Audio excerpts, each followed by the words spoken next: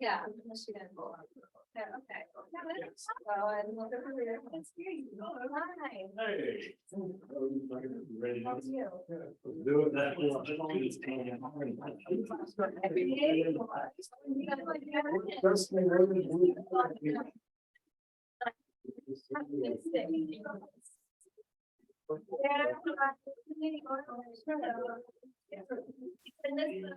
Session yesterday at small. I was. Yeah. Get up for this. Yeah. How are you? I love your suits. I mean, I don't know what you do, but. They were all in during COVID because no one was wearing suits, so I wanted like. Really on the same time. You have excellent fashion. You're a child. Actually, But where are you based? I'm here in RTP. Oh, okay. Yeah, actually live like 7 minutes away. Awesome. Yeah, although I didn't drive from New Hampshire from Michigan, but I stopped at home and changed my clothes really quickly, yeah.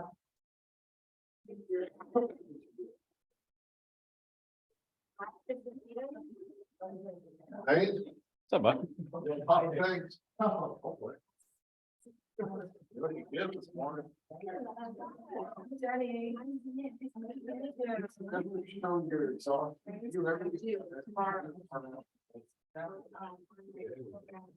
Always.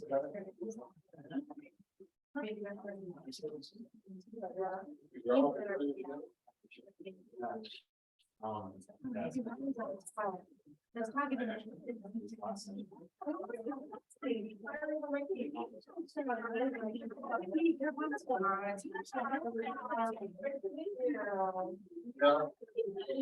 see the next stop, stop the top.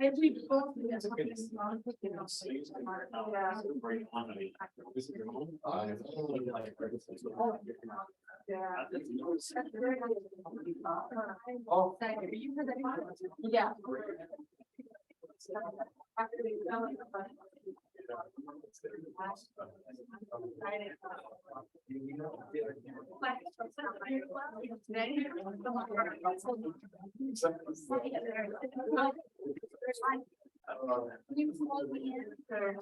Yes.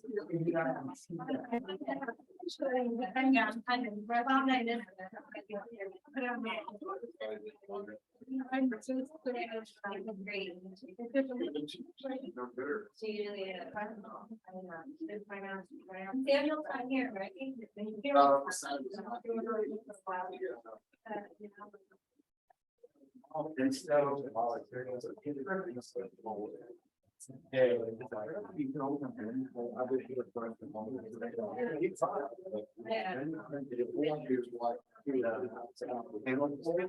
Yeah.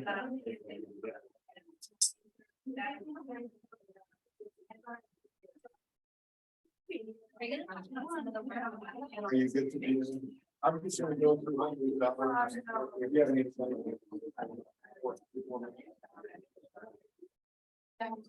I didn't like a ride. That's what I was just.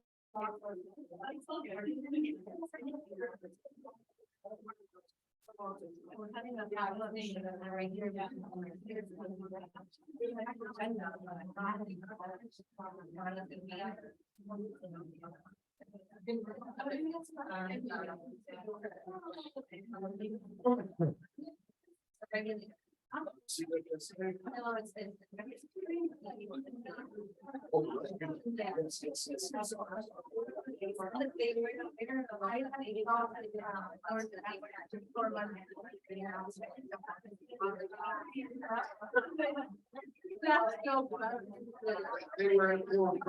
were present in our meeting.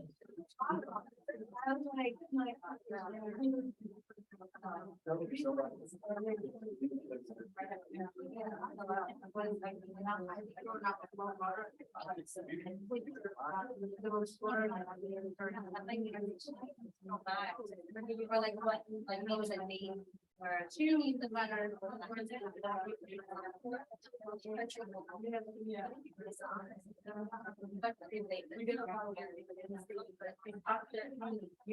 This was.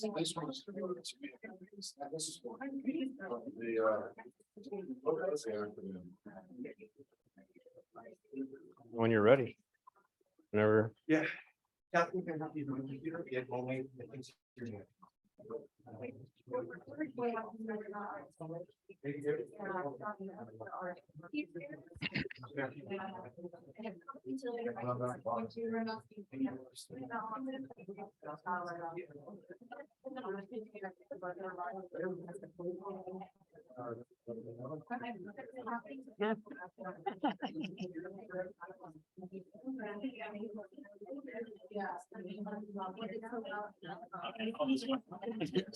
I need to mess up really bad, so they ask me again, so I don't get asked again.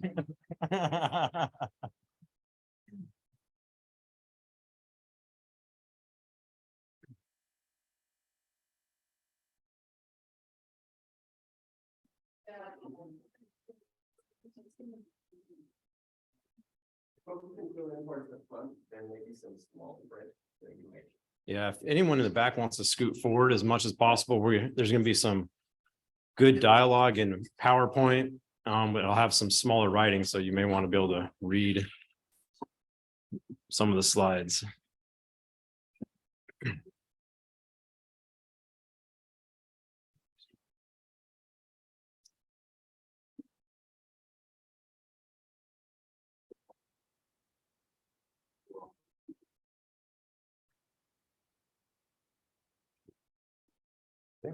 Okay, great. So we will go ahead and get started. And thank you so much for coming to today's session. Toxic metals in drinking water. We'll talk about quite a few different contaminants in water throughout the day and the issues that we're seeing, but with a particular focus on lead. Before we get started, I want to introduce myself. My name is Dane Hansen. I'm with the International Association of Plumbing and Mechanical Officials. We're a global trade association. It's been around for about 100 years. We do plumbing codes, standards, specifications, training, and also certification of testing of products. So a little bit about that is, we test and certify in the United States about 99% of the plumbing market, and we do this globally as well. So we make sure products are compliant with lead contamination, flow rates, and any other contaminants or plumbing specifications or standards. So we do this globally, and we work with many in this room on implementation of projects overseas as well. And you'll hear from my colleague today, Christopher Lindsay, and others. I do want to let everyone know that this is being recorded. It will be relayed asynchronously in a couple of days, so we can replay it and people can watch it later on.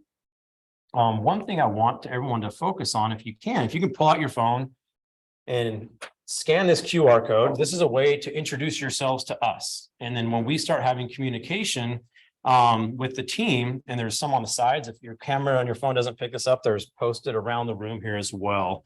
So you can also input your information, your name, kind of some background about you, so we know who's here and we can start engaging with you, and also for follow-up later. And we'll do a few different QR code polls as we start developing questions, because we want to hear from everybody. So for you to want to submit a question on virtually, or if you want to go to the microphone and do it as well, we will be able to talk about this for a little bit. So if anyone has any issues, let us know. And again, we want to make this as an interactive as possible. This is a really special opportunity, and I think I want to highlight why this is such an important issue. So we've talked at this conference, and in our work, a lot of times we talk about, various pathogens in water, bacteria, things to that effect. Oftentimes we don't talk a lot about the lead and other, trace minerals and metals within water specifically. We don't get into that level of detail often. Oftentimes it's, we pick one or the other. Let's address the bacteria in water, or let's address them. These can be done together. And the beauty with this issue is this is all solvable. We can address these issues, because a lot of them, it's through the products and materials that are being used. We've come across this, and it's very neat because we're here at UNC. And the great thing here is we actually had this discussion years ago with many people on this panel.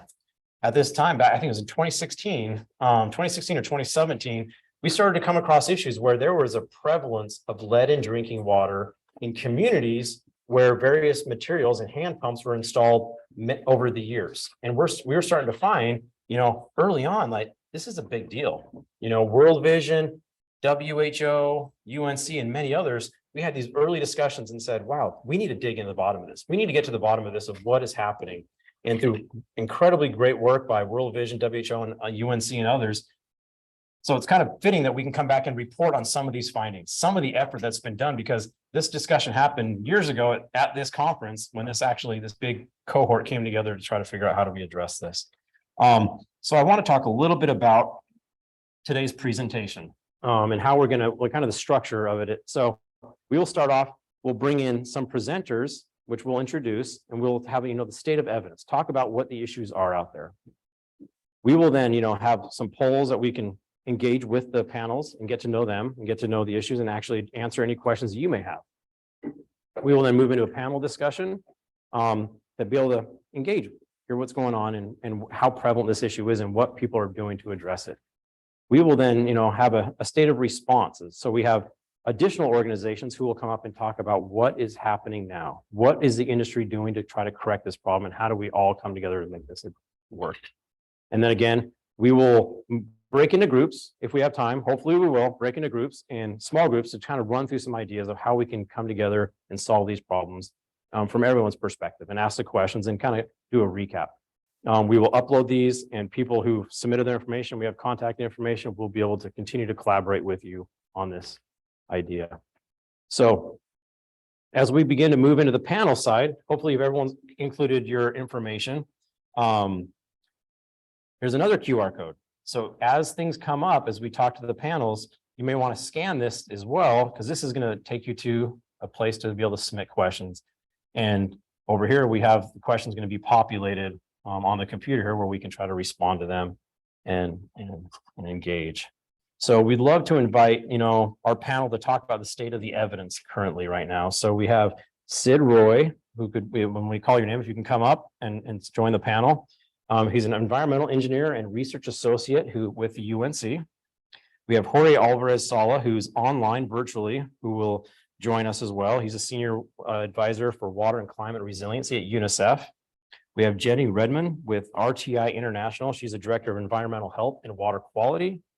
We also have Jennifer DeFrance, who's the WASH technical advisor for the WHO. So we appreciate people traveling here from other countries to be here as well. So we'd love to have you come up and join us on the panel up here.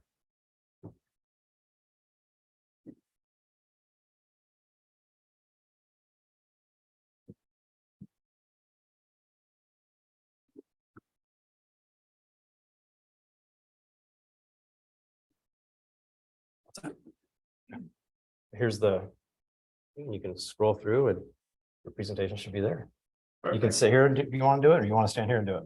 It's gonna be hard. I'll just stand here. Yeah. You're presenting, right? Oh, you can sit there. I would be like, I want to see where it's here. Okay.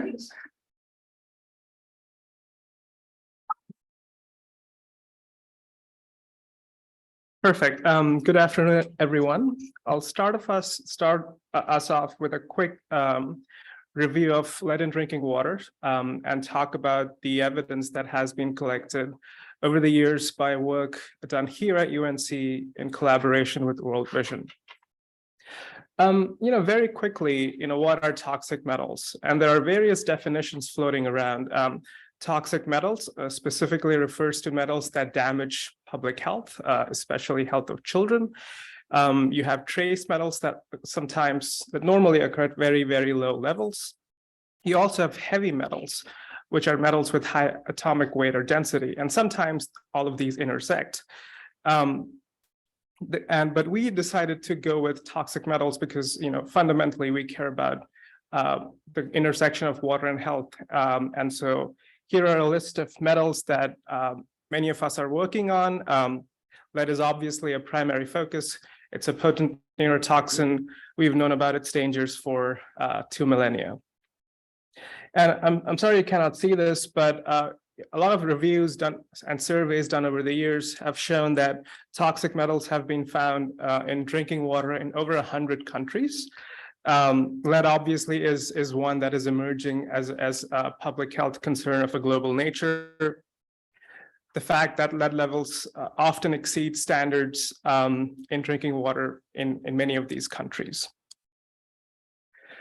And obviously, these different metals have various sources, some of them natural, localized, others occurring from corrosion of a lot of these water system components that we've installed over the years. These could be pipes, these could be faucets, these could be other fittings that corrode over time because of aggressive water chemistry or other factors and cause toxic metal levels to go up in water that people are drinking. A sad part of this obviously is a lot of this is preventable. And so the goal should be figuring out what's going on where and putting in mechanisms, whether it's adjusting water chemistry, changing water system components, whatever the solution to reduce exposure to the public.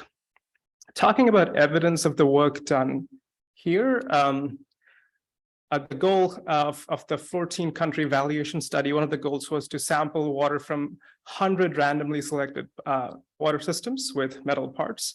And these could be either taps or boreholes. And to see what we find when we do this. And so we had enumerators going around the country and taking these samples, and we were able to, well, I say we, UNC, I was not here, but great work nonetheless. They were able to, data from only three countries was usable. And you can see the distribution of, some of these samples came from taps, some of these came from boreholes. And talking about the methods really quickly on what they did, you obviously had, profiling where you let the water stagnate for some time and then you collect the first flush and a bunch of sequential samples to get a sense of, what kind of metals you're seeing over time, what are the sources of those metals. You have what's called a fully flushed samples where the entire water system is flushed out. And then you collect a sample to see what could be, what's there. A third method that's also frequently common is in situ X-ray fluorescence or XRF. And the idea is you actually go and look at the components individually and use this handy handheld device to see, what are the various weight components of these different metals in a lot of these components. And a final method was actually taking metal samples, like a small piece, and then shipping it to a lab and then digesting it and seeing what we find. I'm not going to present all the data because there's a lot of it, but here is kind of a big picture summary of all these metals, from the three countries where the data was usable, Ghana, Mali, and Niger. And the blue squares represent samples, less than or equal to 5% of samples exceeded the WHO guidance value. The red boxes indicate more than 5% of these samples exceeded the WHO guidance value. And only for lead, it was consistent across all three countries that samples exceeded 5%. And so just for your reference, the WHO lead guidance value is 10 micrograms per liter. There were also other metals, for example, antimony, iron, and nickel, where we saw exceedances for the national standard, which is different, which can be different from the WHO guidance value. Kind of looking at the data in detail, what do you see? Again, the three countries on the x-axis, and you have data. The blue section indicates lead levels under detection limit, which is 0.5 micrograms per liter.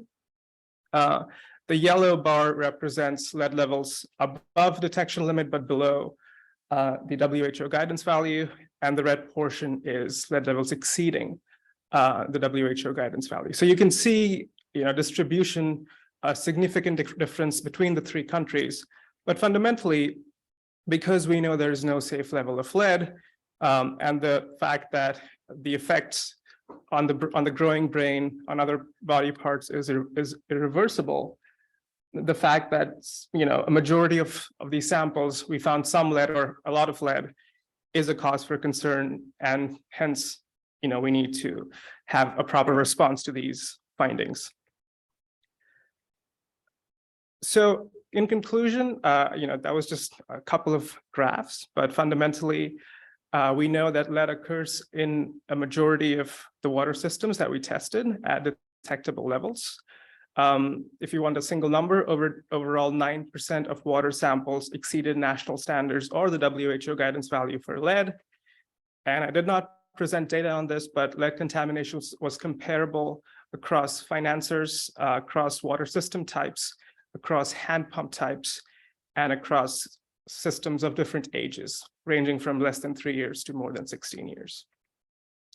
And the fact that in some countries, there were exceedances for other metals like iron in Ghana as well. Thank you so much. If you're interested in more, a great paper came out in EHP last year, and Dr. Mike Fisher is the lead author on it, and he can answer any questions you may have. That's it from me.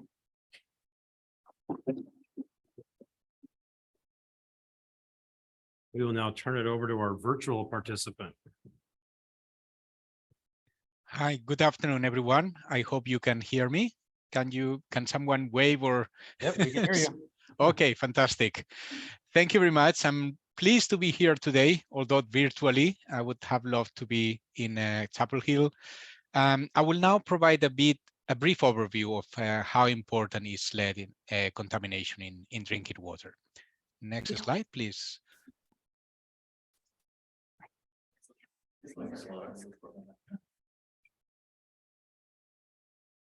Yeah, fantastic. So according to WHO, there is no safe level of lead exposure.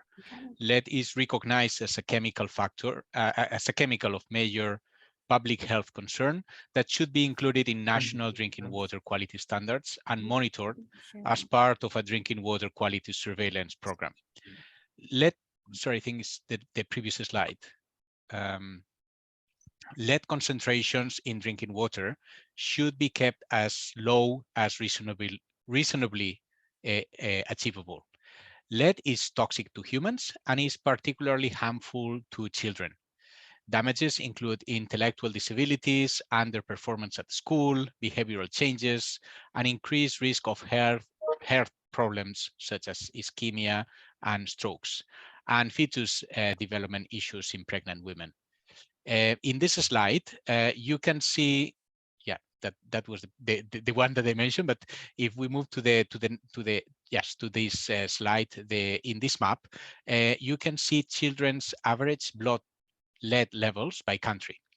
Analyzing blood concentrations in children is important not only because they are more vulnerable to lead, but also because it is relatively easier to establish the potential sources of those lead concentrations in their bodies. In a recent research, UNICEF found that as many as 41% of children in Georgia, the country, not the state, had blood lead levels greater than or equal to 5 micrograms per deciliter. While there is no known level of lead exposure that is considered safe for human beings, 5 micrograms per deciliter is the baseline at which the World Health Organization recommends initiating public health action. It is important to mention, however, that those concentrations of lead in blood come from different sources, so not only drinking water. Next slide, please.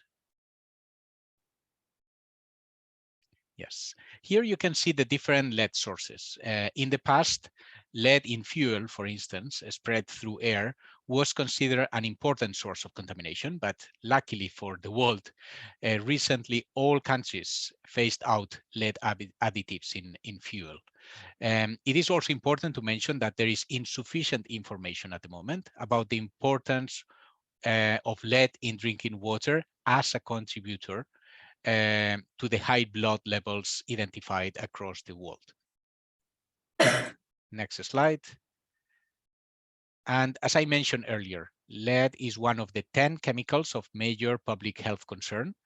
And although arsenic and nitrates have been a key water quality parameter, and those chemical contaminants are included in the JMP, in the Joint Monitoring Program guidelines, maybe it is time to increase surveillance and water quality testing of lead as well.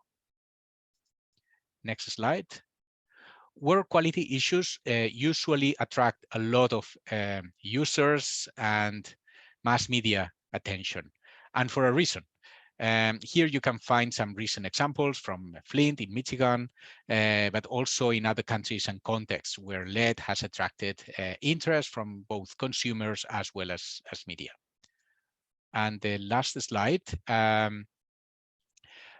the key question that many of you may have is, how big is the problem in drinking water? Well, I'm afraid it's difficult to say now. There isn't sufficient evidence on how much of the lead in blood samples can be attributed to drinking water. And at the same time, there isn't insufficient information on the extension of the problem at global scale.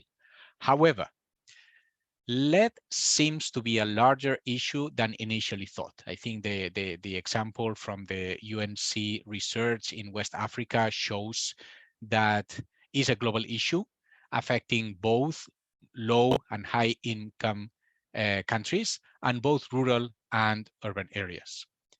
The extent of the issue in the water sector, however, is still unknown, including what are the main elements that contribute to elevated lead in drinking water, and at the same time, what alternative materials, and assuming that materials seem to be the main cause of lead contamination in water, what alternative materials could be used. So in those two areas, there is still some research needed. I will stop here and pass it over to Jennifer. Right.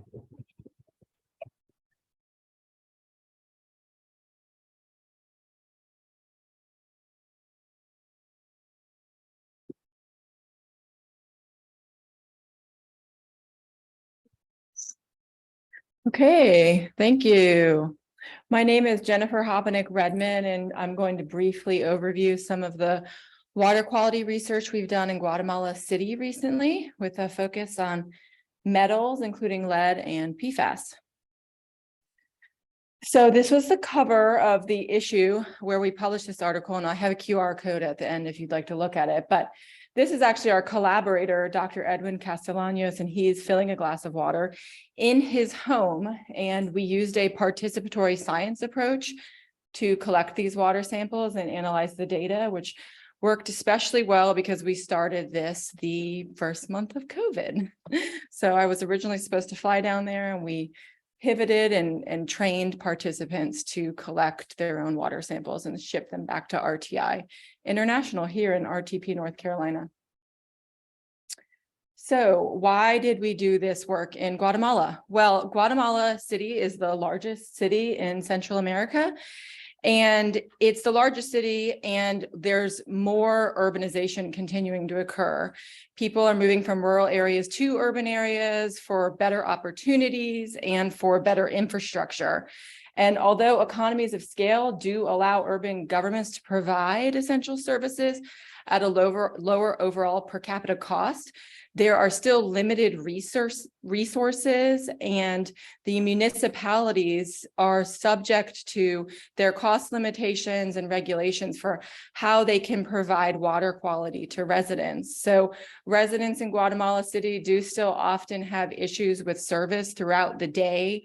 Oftentimes they might need to store water to be able to access water throughout the day. And there's limited regulations and testing specifically on metals and PFAS, which has never been tested before. So our study objective was to improve our understanding of water quality at the tap with a focus on chemical water quality, metals, and per and polyfluoroalkyl substances, which are also known as forever chemicals. Our methods were we worked in conjunction with UVG, the University de Valle Guatemala, and there were affiliated participants of the university for participation. And so that meant students, staff, administrators, maintenance staff, or plumbers, or former alumni were also allowed to enroll. We had online enrollment, and then we did training online through a webinar along with written instructions, and we had a video as well. We shipped all of the samples down to Guatemala, and there was an outside pickup, or you could have a courier out at your door with COVID.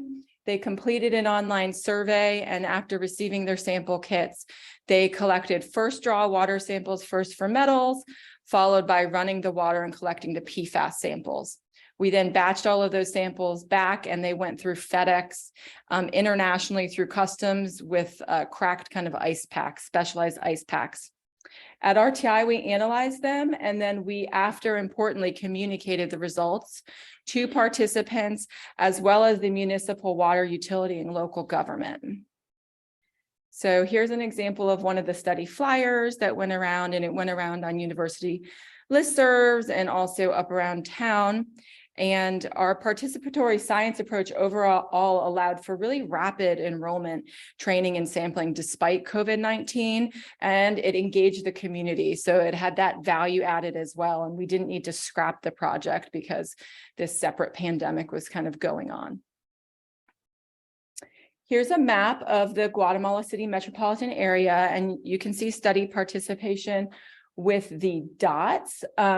There's different zones of Guatemala City, and those are the numbers, and the colors are where we aggregated the zones to be kind of north, south, east, west for analysis.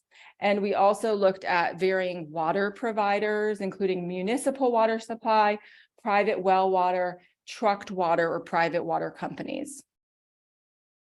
So what were our results overall? Well, we tested for 20 metals. We found that 3 out of 20 metals were above Guatemalan drinking water standards, which for the most part match with WHO standards. Interestingly, we found that aluminum was above the drinking water health limit in 24% of samples, and that was mainly associated with the municipal water suppliers using aluminum for coagulation. And it actually was more likely in households that had concrete storage tanks for storing their water during areas of times of shortage. We also did find lead above the Guatemalan drinking water health limit in almost 9% of homes, but they weren't related to location, water source, or type of water provider, telling us that it was likely from individual household piping and plumbing, which we see often in the United States as well. And we lastly found that arsenic was above the drinking water health limit and almost 34% of samples, more often in homes connected to groundwater resources. And that also is not surprising given the volcanic nature of the soils there and it being a common naturally occurring groundwater contaminant. For PFAS, so PFAS, it's used in lots of products because it's stain and water repellent, but it's mentioned as a forever chemical because of its environmental persistence and bioaccumulation potential. To our knowledge, there was no industrial manufacturing or anything like that of PFAS in Guatemala City, like we actually have in North Carolina and some areas of the United States. But we hypothesized that PFAS are in lots of things, so we might actually find them. And what we found is that indeed they were detected in some households, likely due to the use of plastic water storage tanks. And it was more prevalent when tanks were stored on roofs outside. So they were getting kind of hot and leaching from the sun. Guatemala doesn't currently have any standards for PFAS though. And to our knowledge, this was the first study testing PFAS in Central America. You can see on the right some of the PFAS analytes and the levels that we were seeing them at. So our overall conclusions are that chemical tap water quality in Guatemala, it's affected by many complex factors, from the water treatment to naturally occurring groundwater contamination, household plumbing, and water storage. And the results provided a broad picture of the complexities and challenges faced by water providers, not just in Guatemala City or in Central America, but across the world. And that improved water quality monitoring, and specifically chemical water quality monitoring for metals and chemicals and emerging contaminants like PFAS, is necessary to help achieve the Sustainable Development Goal 6 for universal access to safe drinking water. So the last thing I have here is the QR code if you're interested in that article. And that's the name of it on the left there. And you might know some of the folks there, including Riley Mulhern, who came out of UNC and is a co-author. Thank you.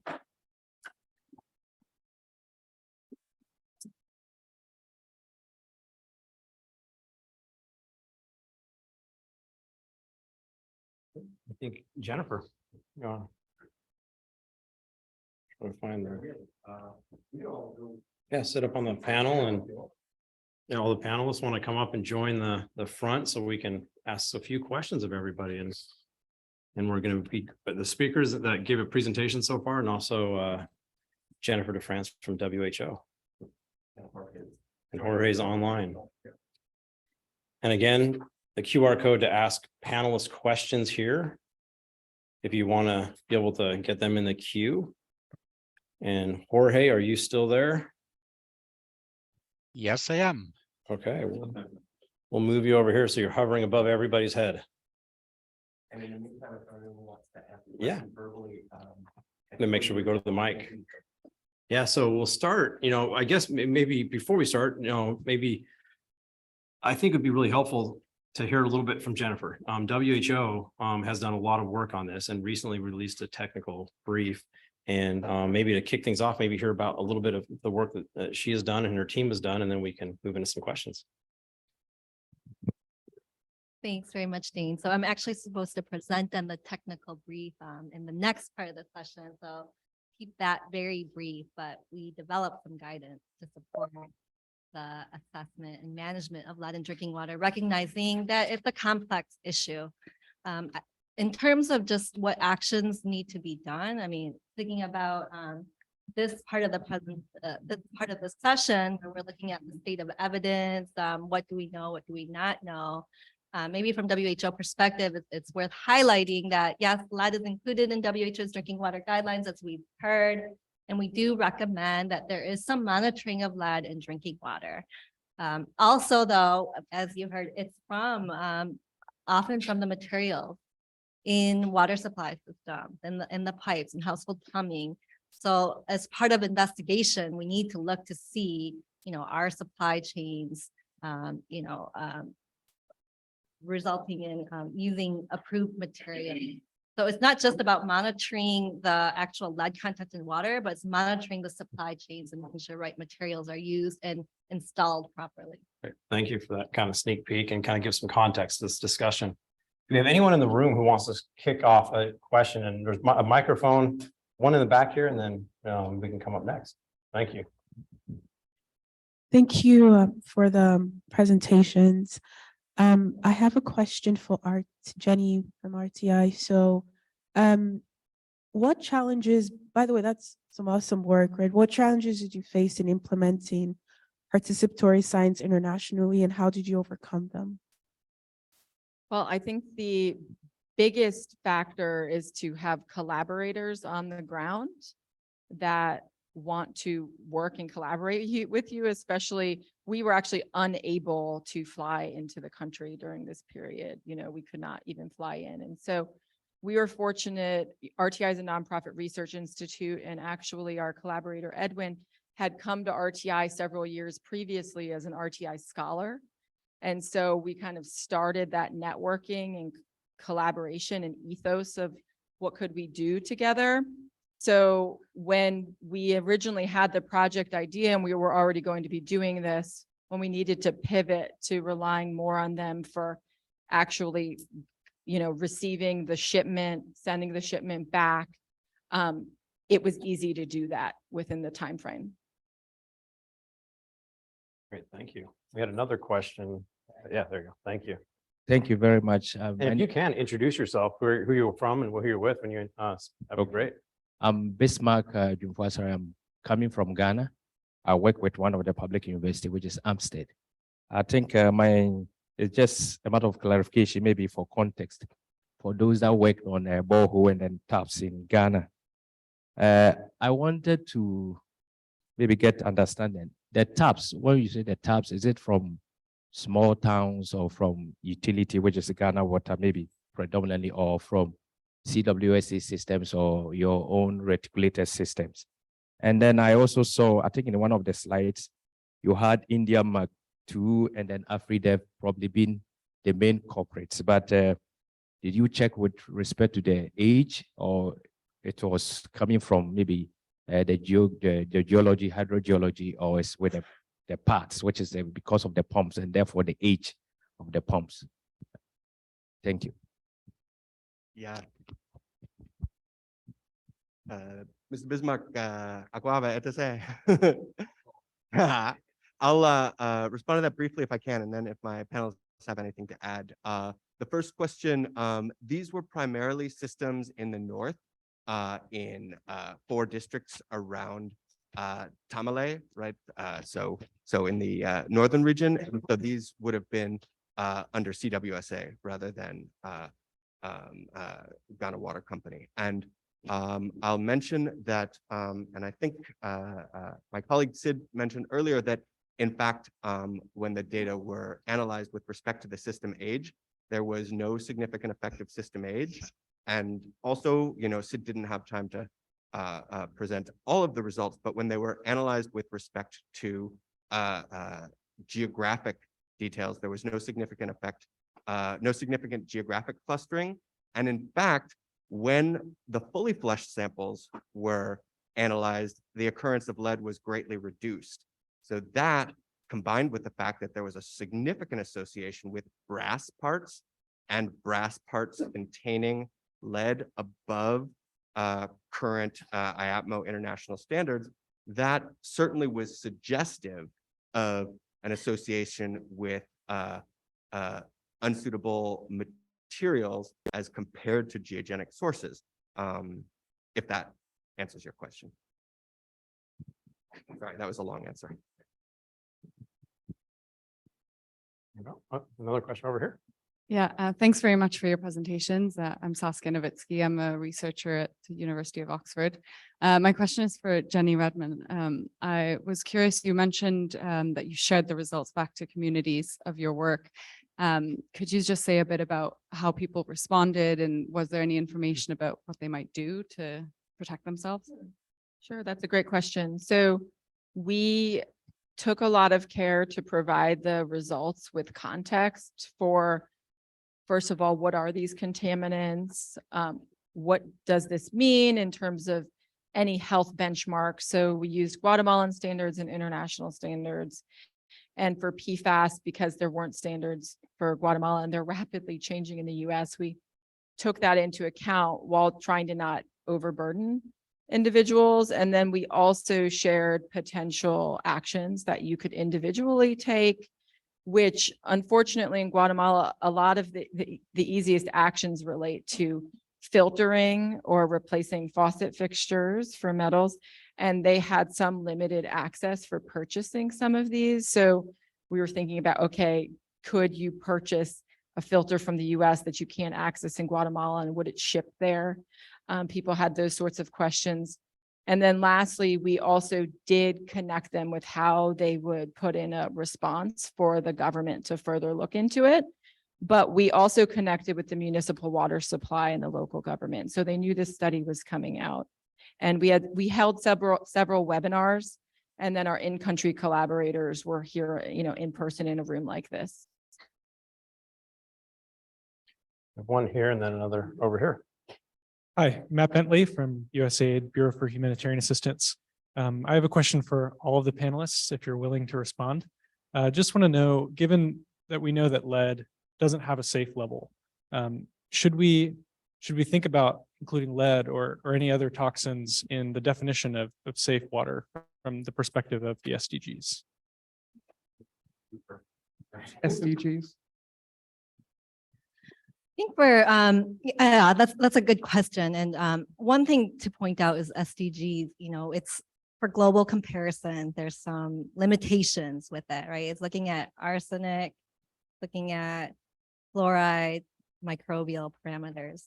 I think for WHO, the biggest thing for ensuring safe drinking water is risk management, to prevent contamination and making sure you address the priority risks, and that's not covered as well. And so I think we need to be pragmatic in that you can't cover everything. So there are certain things, and the SDGs also, they're supposed to be tailored for the national context. Of course, for nationally, countries should make sure all priority contaminants are considered in a prioritized manner. But for global monitoring, I think I'm not sure about the resources with that, with lead. I mean, it is a priority, but that's a lot of resource implications for requiring lead for global monitoring. And again, like I said, with the limitations, to me, there's other things that should be included as well. Yeah, in fact, I'm going to take host's privilege for a second and just add to that, I think when we look at the challenge around lead in drinking water, we want to be very careful about panicking the world that all their systems, because many of their systems, I mean, 9% were above WHO standards, but correct me if I'm wrong, it was almost 80% that had lead in them.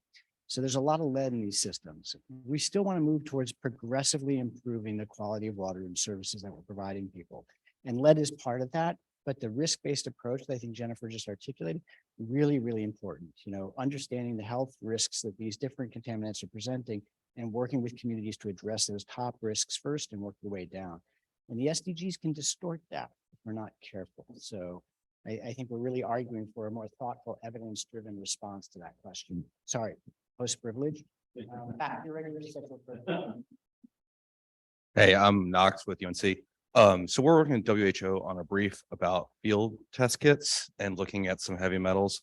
And I was just wondering if you got a sense of, you know, it seems like there's a wide variety of kits and things you can do, but, you know, there's a pretty high cost that are associated with them. And I was just wondering if you got a sense of what people were using, if any, and then, you know, kind of if there was a desire for, you know, monitoring with these test kits, or if it was seen as maybe a lab method as the primary method that's being utilized. Thanks. All right, Knox, I'll give a quick thought on that first. And just for the record, I didn't pay him to ask that question, but I'm glad you did. And just quickly going to the previous question, I think Jennifer, what you said, and I hope that was well received, was that, you know, the SDG mechanisms and the definition under, you know, 6.1, right, really allows for priority chemical contaminants, and that, you know, that it's very much countries defining those. And so there's what do countries and national level implementers learn about occurrence and exposure, and how do they manage that risk, separate from the question of what does JMP have to track globally going forward based on data availability. And so I think you rightly made a distinction between those two in terms of, hey, where are there opportunities for prevention right now to have massive benefits to populations? Separately, where do we have data to monitor things globally now versus in the future? But Knox, back to your question. One of the things, so there's some wonderful students doing a systematic review of lead and toxic metals in drinking water in low and middle income countries. And one of the things they're doing is taking a look at the methods that are used. And these are overwhelmingly currently laboratory methods in high quality studies, primarily ICP-MS and others for, you know, if we want to know about part per billion concentrations. That said, shameless plug, some wonderful students have developed a free open source app that takes those presence absence LFIA test strips and gives you a semi-quantitative interpretation for screening. And that's nice because those test strips are $10 each, give or take. And so to the extent that you get good enough field-based screening data, it answers a different question than robust ICP-MS data. But in terms of field capable methods, that's one thing we're very interested in. And I'd love to give you some of those strips and the QR code to download the app and see if that's useful. There's a question over here. Oh yeah, her, and then over there. Okay. Hi, my name is Katya Cherkumili, and I'm a researcher from UC Berkeley.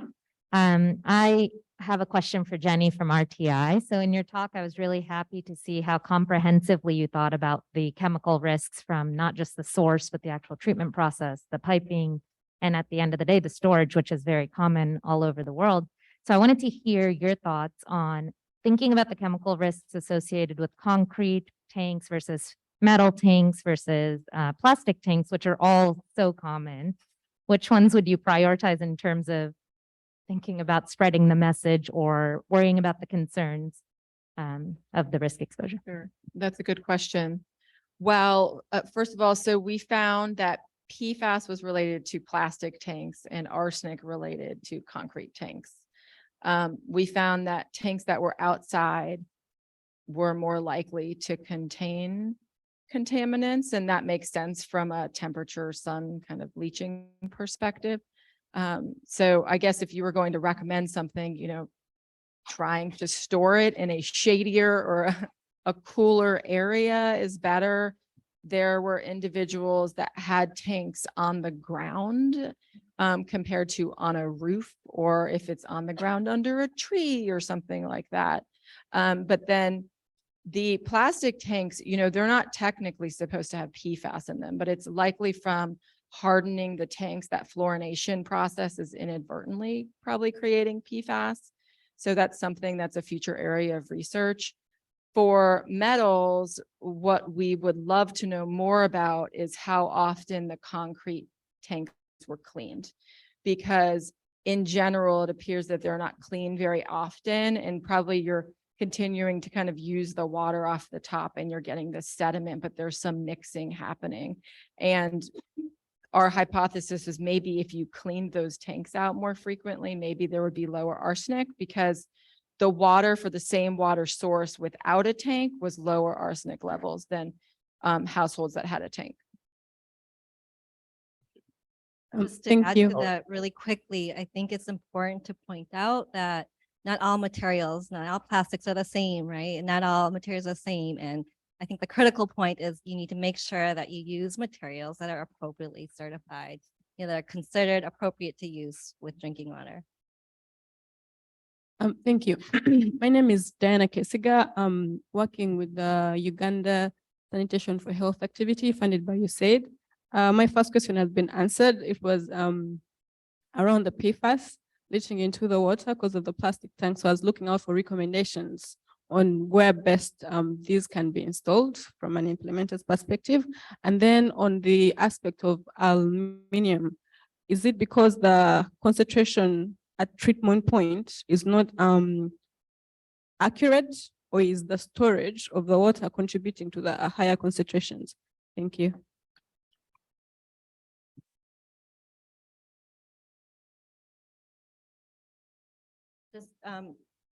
Just regarding aluminum from, I think, the WHO guidelines perspective.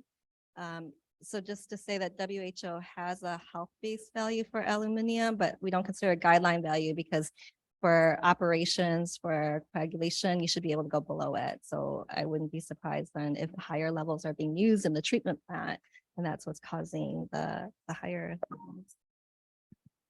Yeah, and what we surmise is that there were higher levels than necessary at the treatment plant, and the treatment plant didn't have funding to test at the tap. And so they'd actually never known that they were actually probably overdosing at the treatment plant. So this was the first time for them to be able to get that information. And I assume, they're taking that into account and potentially changing what they're doing.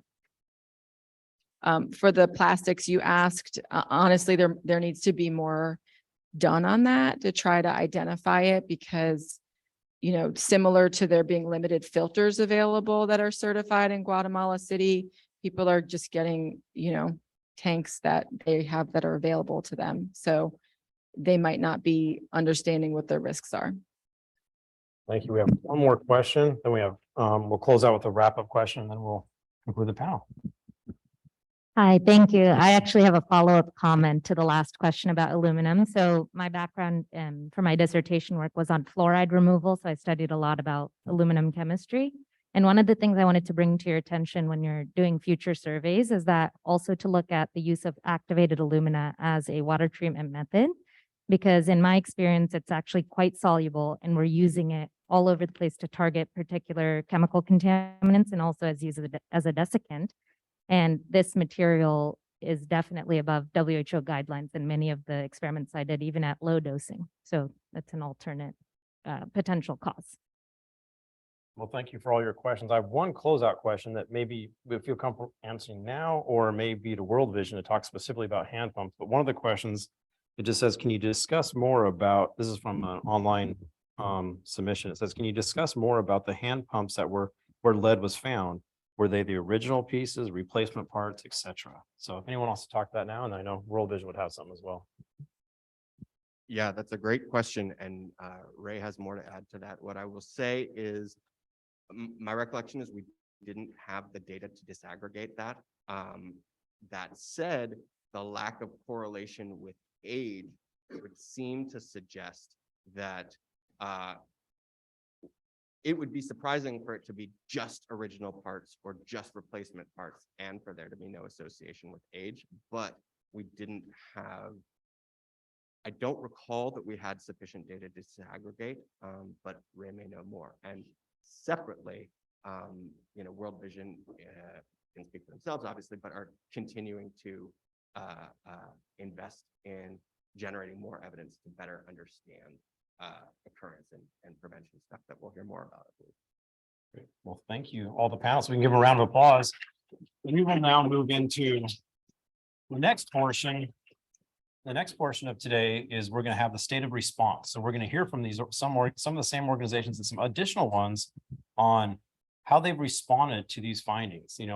This is an issue, and what are people doing about it? And so we will go down, start with Jennifer, and we will work our way through the presentation slides. And move on to the next slide deck. There we go.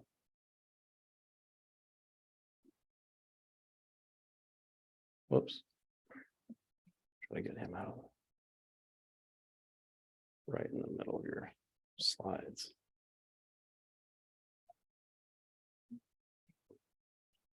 Thank you so much, Dane. So now I'm going to give the overview of this technical brief on managing lead in drinking water that WHO recently published. I have just a few copies. I'll just show you guys what it is.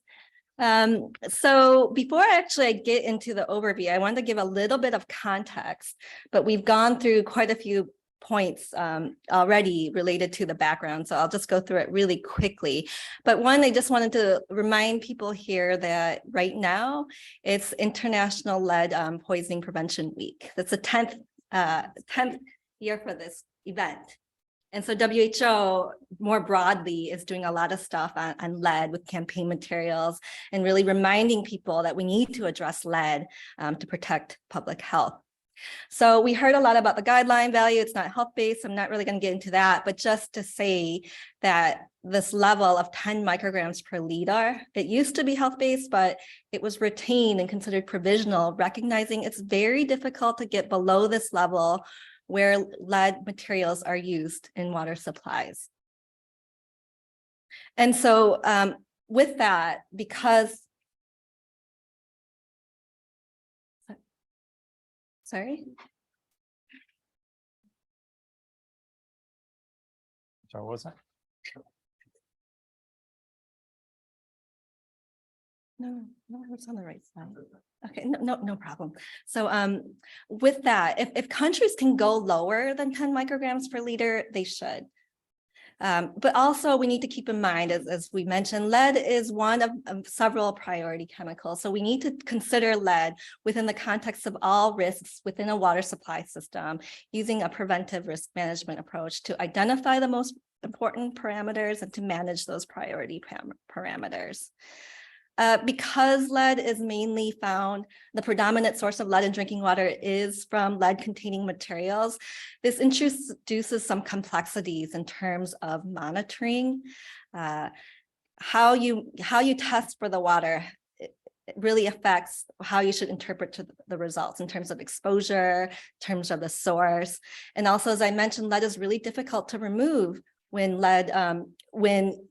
in water below 10 micrograms per liter when it's from the service lines from lead-containing materials. So this really has implications for the management. And because of this complexity, WHO developed some guidance to support the assessment and management of risks. So this is the technical brief I mentioned. Just this week, we published the French version of the guidelines. So yet another QR code for you guys to download this technical brief. And on this website, there's also information and materials from the International Lead Poisoning Prevention Week. And so I encourage you to look at those materials. So this guidance was really developed when we got questions from member states asking, like, what do I do when there's lead in water? What actions do I need to take? So it's really structured around what actions do you take when you find lead in water? But having said that, prevention is the most effective action. So it's not to try to de-emphasize that. It was just the angle we were taking with trying to provide practical guidance. But clearly, we need to ensure prevention moving forward. So just very quickly, here's an overview of the contents of the brief. As I mentioned, it's really aiming to provide practical guidance when you identify lead in water, and it proposes 6 key steps to undertake when you identify lead in water. I think the key message is you shouldn't just panic. What you need to do is you need to take a systematic approach to really understand what that lead concentration in water means, to better understand that in terms of exposure for the populations, in terms of the sources, and then take actions to address progressively the lead issue in water. There's also information about the sampling and considerations for monitoring lead in water because of the complexities I had mentioned before about what does lead in water actually mean. There's a lot of stuff around communication. There's information about the different sources of lead from the different types of materials that are in, that contain lead. And then it gives many examples of what actions can be taken to address lead in water, from short-term measures to more longer-term measures. So I'm just going to briefly go over some of these. In terms of the methods, I just want to highlight that we saw in the first presentation just about different sampling protocols that you can take. And so there's an overview of the different protocols for exposure and understanding source in there. But also you need to consider, when do you take the samples? How many samples do you take? How do you take the samples, etc. And so there's guidance around that. In terms of communication, it's a very critical part of this lead issue in water.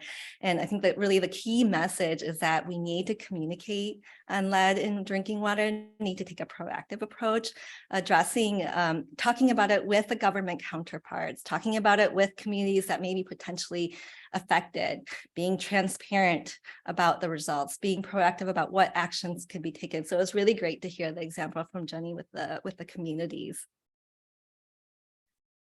In terms of action, so we heard already a little bit about certain actions to be taken. Ultimately, as I mentioned, we really want prevention, so using low lead materials, but recognizing that that can be a very expensive and long-term process.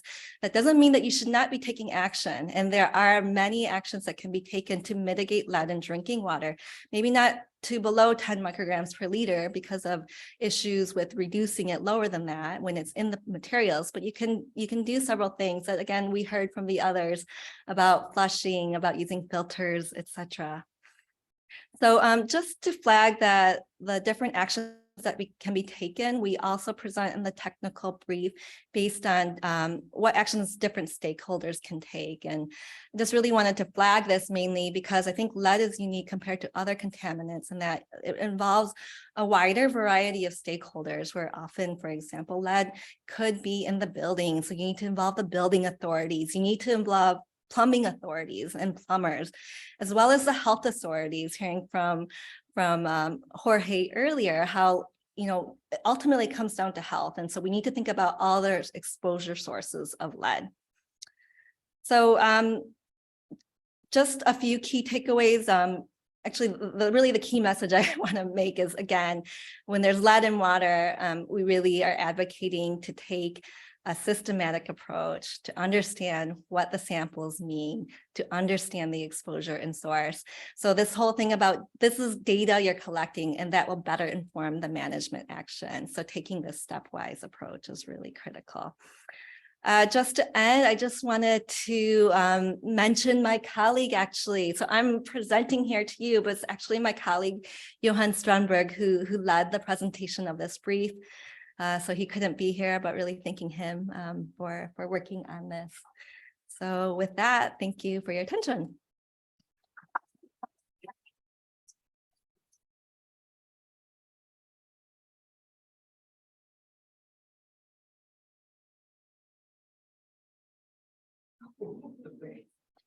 All right, I'll go quickly because I know we're short on time, but I just wanted to sort of draw a few links between some of the examples we're going to have and some recent work that UNC students did as a rapid review on sources and solutions of lead and toxic metals in drinking water.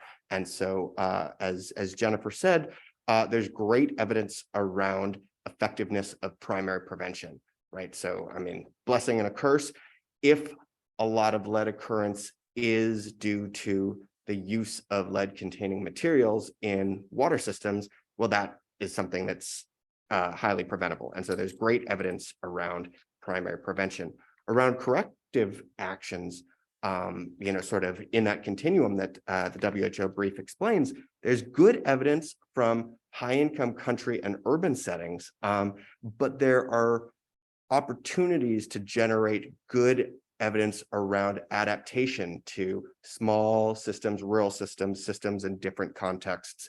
And so that sort of gives us some window into where evidence can help support next steps potentially, and also links to some of the evidence around implementation, opportunities to find out not just why to act on lead and what to do, but also how to implement it, what challenges and what stakeholders need to be engaged, et cetera. And so I think this is really a fertile area of opportunity for generating evidence to support action by different stakeholders to successfully implement some of the priorities that WHO has outlined and others will be discussing.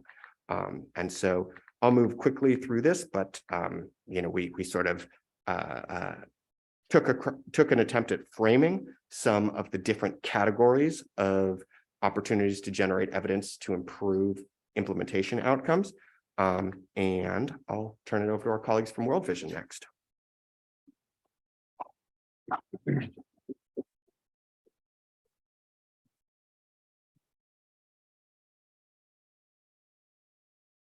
Thank you, Mike. My name is Ray Norman. I serve as the global sector lead for World Vision's WASH program.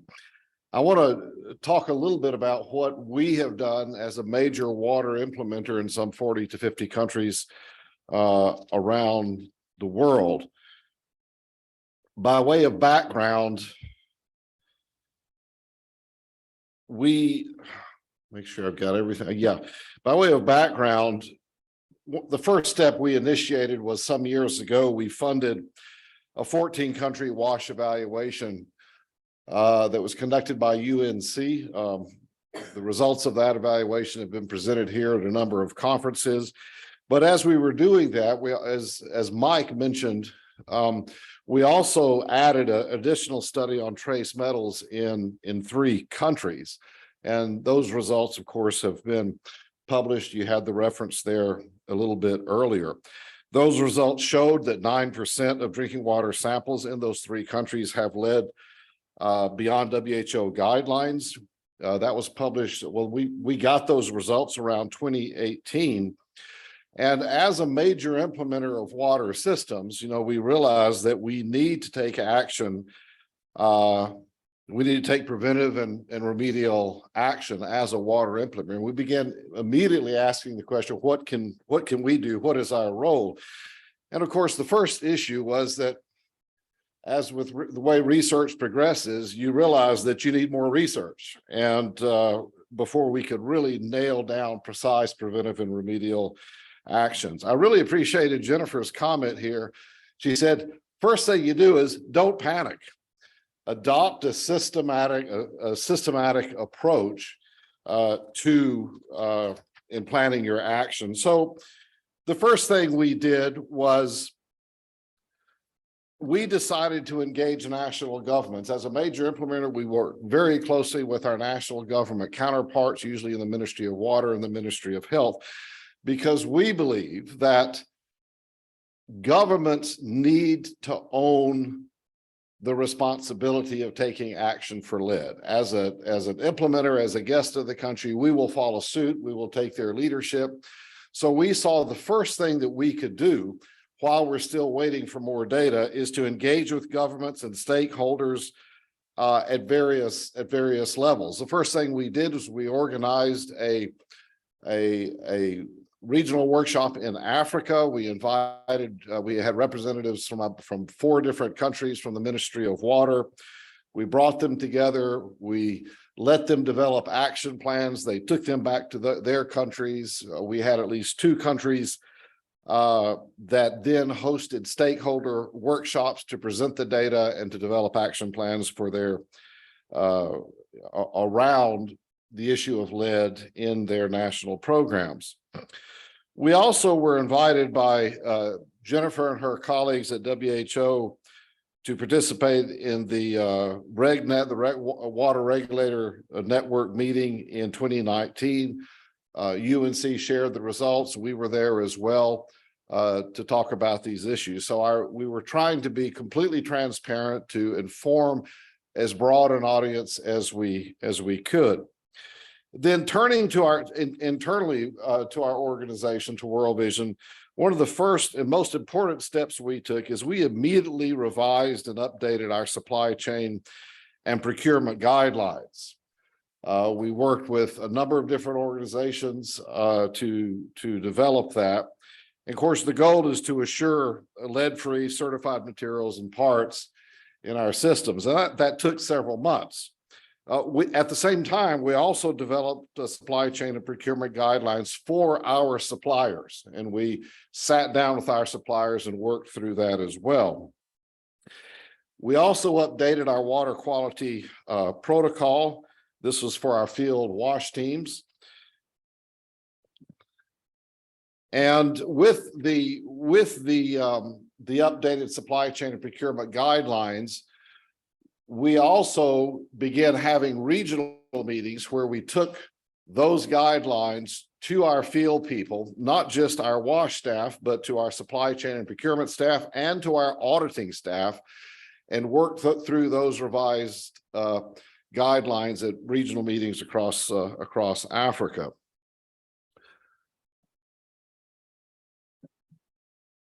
We also directly engage suppliers, and we continue to do that around compliance and guidelines. We purchase a lot of wash-related material, and so we're very engaged with suppliers. So that is an ongoing, very active conversation that we continue to have and will continue to have. We also took up third-party verification with in-country partners for the products that had been delivered to assure that they were in compliance. We worked for example, in Ghana with the University of Mines and Technology using an XRF spectrometer. And we worked on that with them to scan materials that had been procured. Some very interesting learnings came out of that. You can actually see a table there that on the far right column shows some of the lead and different components of a pump system.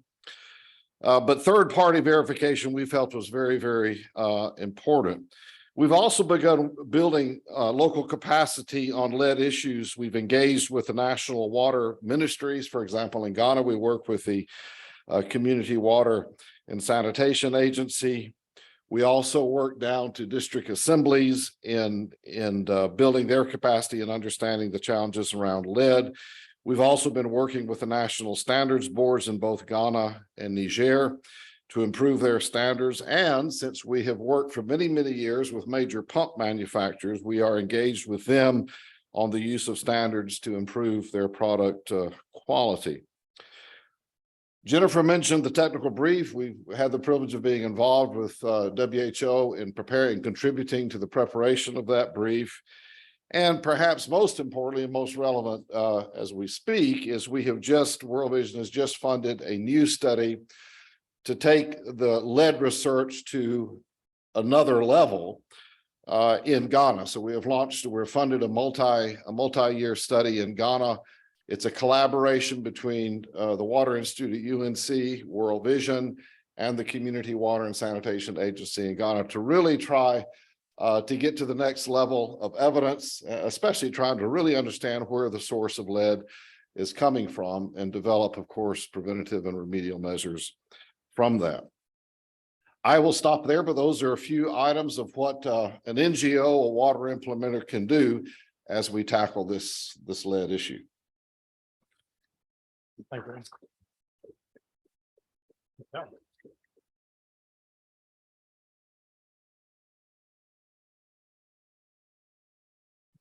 So my name is Christopher Lindsay. I am a Vice President of Government Relations for IATMO. As Dane was saying earlier, we're an international trade association that's an important voice for the plumbing and broader water and sanitation sector.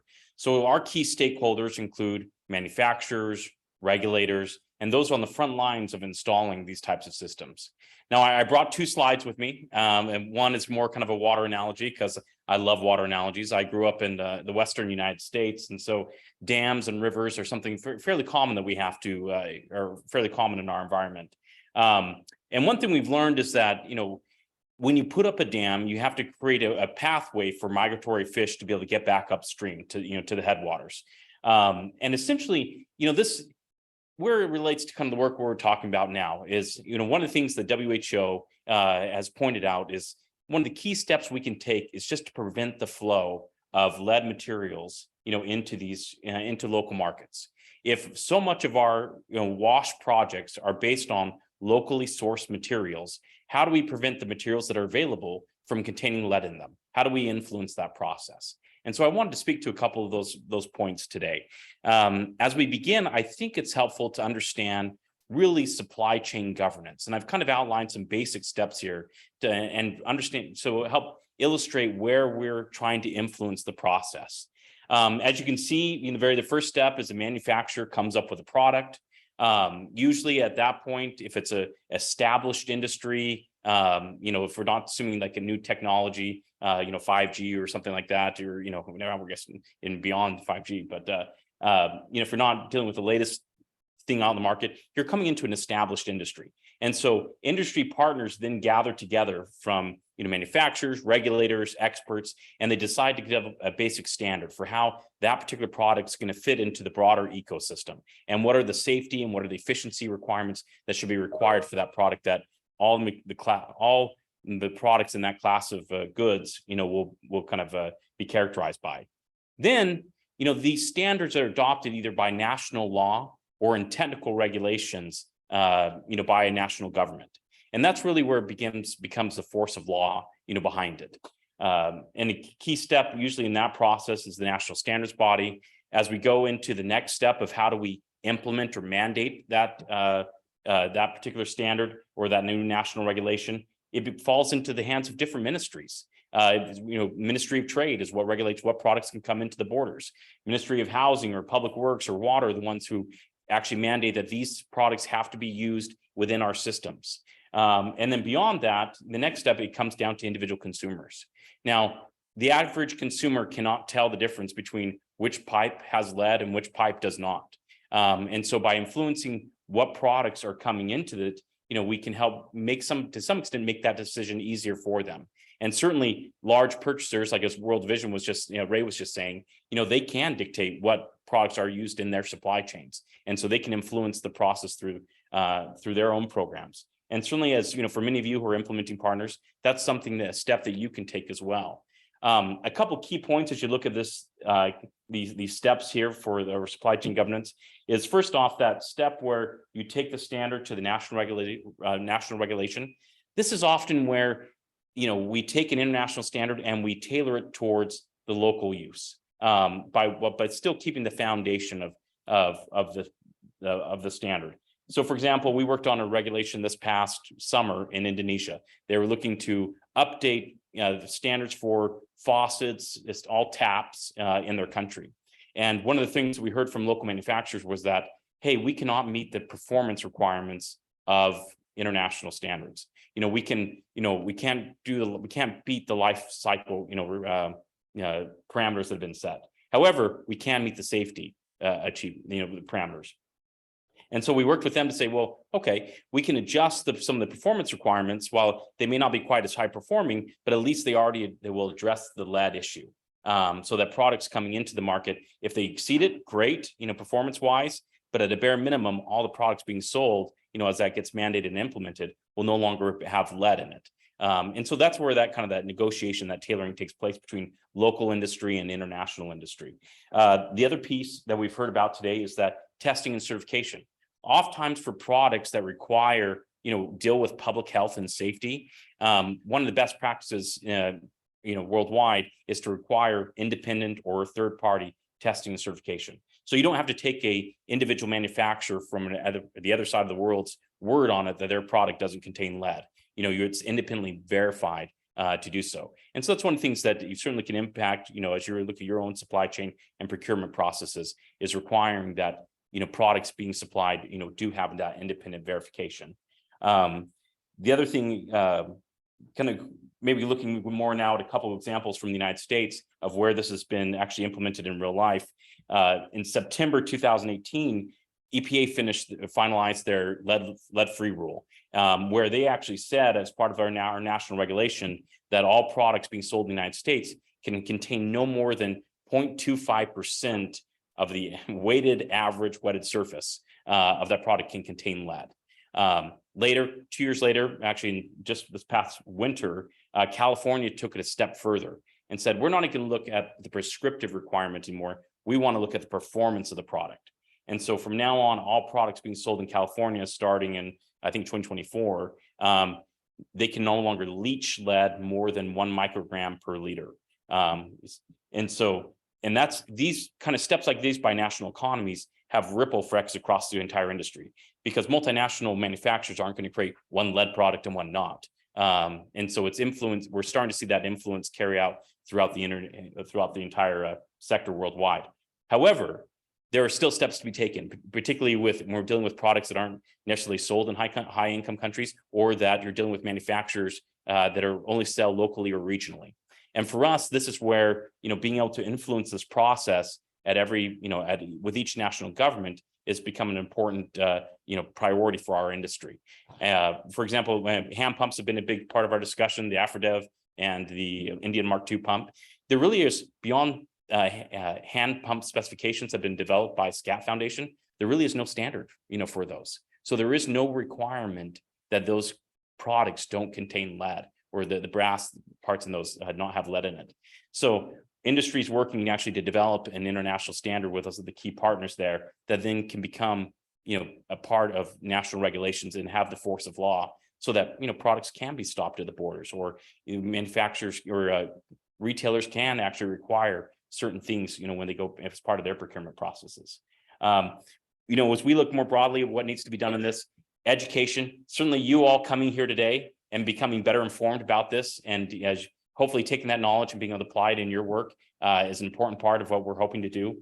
Data, we've heard of, we'd love more data. You can see that there are some keystone research that has been conducted to show the prevalence of lead and PFAS and other contaminants. We welcome more, and so as you think about potential or future research opportunities, we'd love to take advantage of that for our in our work as well. And then, we'd love to partner with you. That's kind of my final thought. I mean, particularly as you work with water governance, we see addressing issues like this as an industry as an easy add-on to some of the broader, governance themes that need to be addressed that we're working on as a sector. And so we'd love to work with you as you're making some of those investments, just to include a couple of the, these processes that are important to industry that will help to increase the flow of safe products while preventing, lead contaminated products from entering the market. So thank you for your time.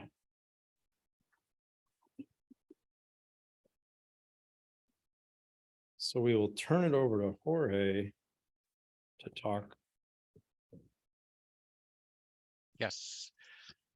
Okay, we are almost there. Allow me in the next slide to quickly introduce a summary of some actions taken by the informal Toxic Metals Group that includes several organizations such as UNC, WHO, World Vision, IAPMO, WaterAid, the Rural Water Supply Network, Leeds University, and the organization I represent today, UNICEF. Our group is open to more members, and our focus is now on advocacy and sensitization, and also continuing our ongoing work on increasing knowledge of the problem. So doing some research, elaborating some proposed action plans for countries and implementing partners, and doing a joint communication strategy, given the sensitiveness of the issue. We also work with manufacturers and other key stakeholders on a global scale and propose recommendations on technical specifications in procurements. And we're working with organizations like the Indian Bureau of Standards to update technical standards. Next slide includes a summary of country actions, proposed actions that governments and other stakeholders can do in your home countries. So one of the proposed actions is to help us to spread the voice and to contribute to advocate for this topic, and to have discussions in your own countries. Reducing lead exposure can be done in the case of hand pumps in rural areas by procuring, for instance, stainless steel cylinders. It's a no regret, immediate option that can be done in many countries. For service providers, for organizations supporting the provision of services, we are recommending to include a clause in all contracts that explicitly refers to standards that materials and equipment need to meet. And as Ray mentioned, one of the recommendations and one of the actions that were organizations like World Vision is taking is requesting and verifying suppliers' evidence for quality of materials, in particular on hand pumps, PVC pipes, galvanized iron pipes, casings, tabs. It is also recommended to increase tests of material supplied, as well as to systematically contribute to water quality testing of new water points. And answering the question from a participant from USAID, we are not at this stage recommending to include lead in the JMP data testing. Maybe I misexplained myself, but definitely we are recommending partners and governments to start considering collecting some information about lead concentration in systems. So contributing to water quality testing plans for existing water points, and the progressive replacement of components that could contribute to the problem, together with government and partners. And my last slide is on the next steps. Jennifer from WHO just presented the WHO technical brief that has been recently translated. It was launched a few weeks ago at the Stockholm World Water Week. Is being presented today at UNC Water and Health Conference, and we are open to support to some targeted webinars and to support countries interested, and countries and partners interested in being part of the solution. I thank you all for listening to me, and I think we are moving to the last part of the session. I don't know who's facilitating this part. Thank you, Jorge. Appreciate it. So the goal here was to actually break into small groups, break into 4 groups here, and talk about these items. We're running out of time, so we don't have the ability to break into groups, but we do want to hear from you. We want to hear and have these discussions. So in your mind, look at the evidence to action and opportunities that are needed. What stakeholder engagement? Who needs to be at the table for this? Like, we want to hear from you. This is your opportunity. You have some of the best experts in this field on these issues here in the room. Who needs to be involved here? Also, what technology? What sort of engineering aspects do we need to look at when we engage on these type of activities to make this is a preventable issue. We've talked about this many times. Like, some of the bacteria and pathogen other areas we've talked about is a difficult hurdle, but this one is completely fixable and preventable if we address it right. So what else is needed? And also, we touched on the policy. What what policy or regulations need to be changed or impacted or implemented into projects to make sure that we stop from doing that. So there's a QR code if you want to upload anything of any ideas that you have where we can start discussing this today. But we'd love to have a little bit of discussion for the next 2 or 3 minutes to hear from you. Who else needs to be at the table? What technologies do we need to impact? What policies need to be changed? And who else should be at the table here? So do you have anyone to say we could hear from? Who's worked in this area? Who feels we need to make some adjustments here?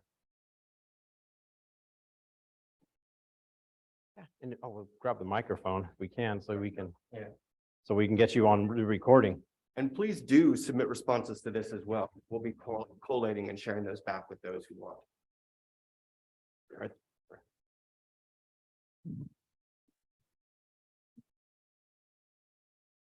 Hi. Yep. Okay. I was thinking about a little bit about the what can be done section that we just talked about.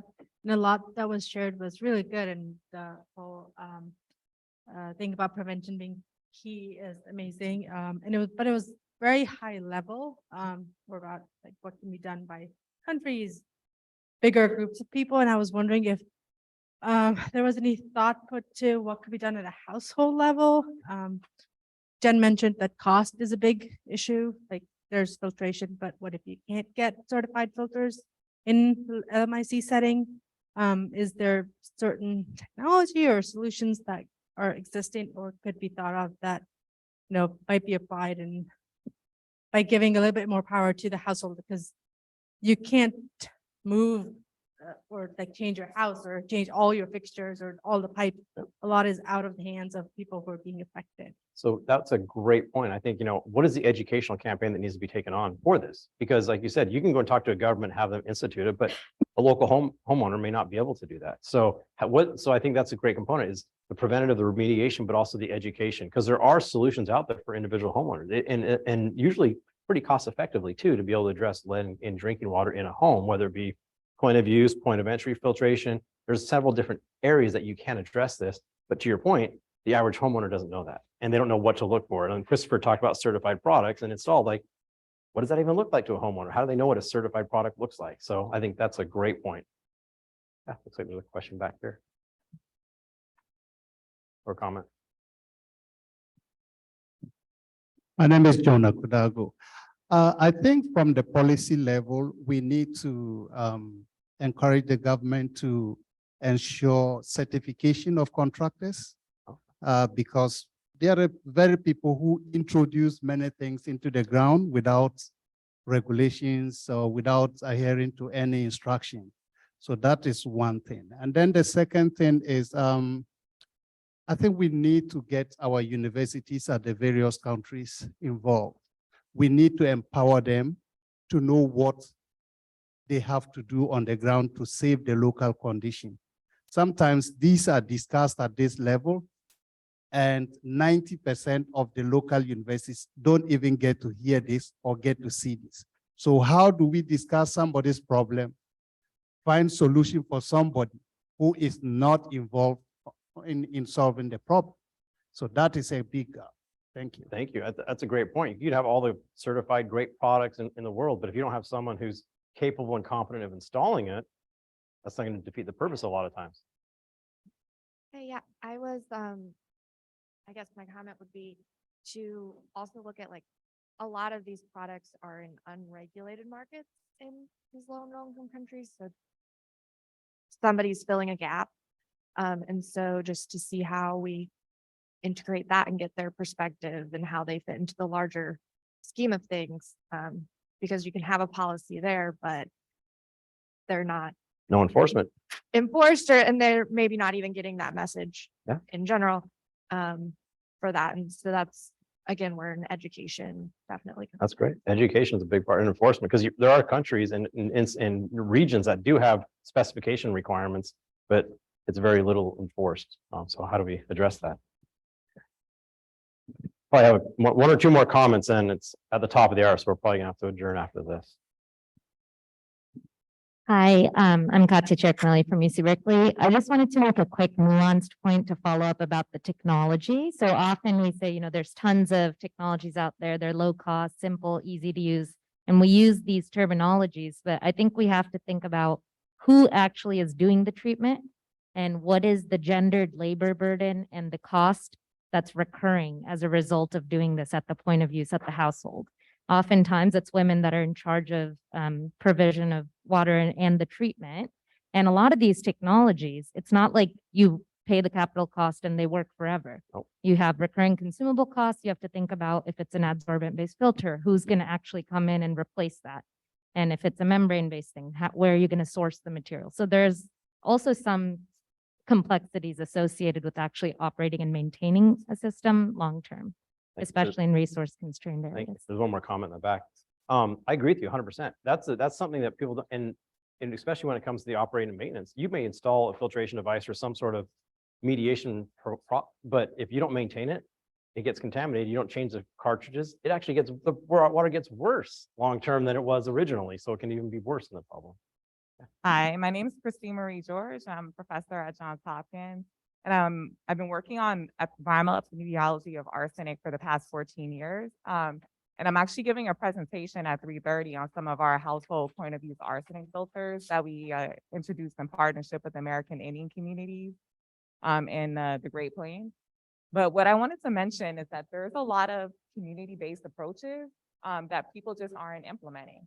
So for example, I had lived in Bangladesh from 2009 to 2011 and had worked on a UNICEF project where we worked on fee-based arsenic testing. And it worked really well, where people in the community were buying an arsenic test for their well. But after this, we published a randomized control trial and nothing happened. So I kind of wonder what we can be doing based on the knowledge we've already gained from our research group, also from the group at AFR, Con Moser's group, to really implement evidence-based approaches. Thank you. That's wonderful. I think that's a key point. The community-based solutions is critical. So thank you. Well, we're at the end of the hour, end of the session, but we want to thank all of our speakers, all of our presenters, all the research, the massive amount of work that's been done for many, many years on this. So we want to give everyone a round of applause and thank you for your contribution today.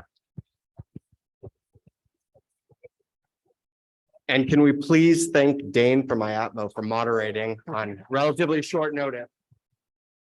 And finally, anyone who has solutions that you didn't share, please snap the link or the QR code here or on the way out the door and share with us your knowledge. We'd love to hear more from you.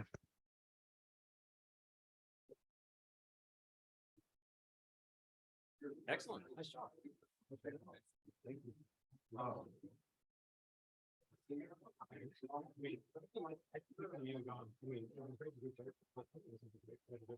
know what?